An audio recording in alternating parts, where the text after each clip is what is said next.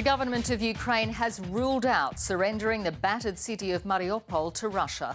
For nearly 3 weeks, Russian troops have surrounded the city, choking its access to vital supplies while unleashing heavy bombardments on 430,000 people. Now, Moscow says everyone who lays down arms will be given safe passage out of Mariupol. But Ukrainian resistance is continuing the fight in street-to-street battles to keep the city from falling to the Russians. About 40,000 people have managed to escape from Mariupol in the last week, mostly in their own cars. The war has now forced a quarter of Ukraine's population to flee their homes. More than 3 million have sought refuge in neighbouring countries. Barbara Miller reports from the western city of Lviv. And a warning, this story has distressing content. The people of Mariupol prepare to bury their many dead. The sounds of war now the backdrop to children playing. When they think it's safe, residents emerge to a strange new world in which they try and maintain some level of normality. We have a cat in the basement. It's hiding from the bombs. Hundreds of thousands of people have spent nearly 2 weeks living mainly underground. For now, we have some food and some firewood. In a week, we'll have nothing, no food at all. What will we do? Some are trying to flee with whatever they can carry, but it's almost impossible to get out. Russian troops are in the city, engaged in street-by-street battles. It's thought only 10% of the population has been able to leave, and many of them only in the past week. Today, for the first time in this war, Moscow set a deadline for the Ukrainian forces in the city to surrender, but it was immediately rejected. Mariupol has suffered some of the heaviest bombardments of this war. 90% of the city's buildings have been damaged or destroyed. The city's hospitals, apartment buildings, a theatre and now a school, all sheltering people, have been hit. The Russian Air Force dropped a bomb on an art school. People were using it as a hiding place from bombardments. There were no military positions there. There were about 400 people, mostly women, children and elderly people. They are now under rubble.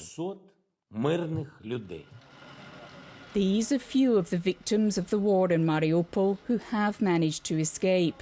2-year-old Artem has shrapnel in his stomach. His parents and grandparents were also wounded as they fled the city. 15-year-old Masha had her right leg amputated.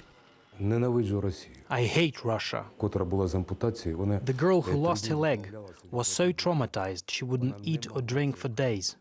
She couldn't mentally handle it. We had to feed her intravenously. Another boy, a 6-year-old, with shrapnel in his skull, described, without tears or emotion, watching his mother burn to death in their car after it was hit.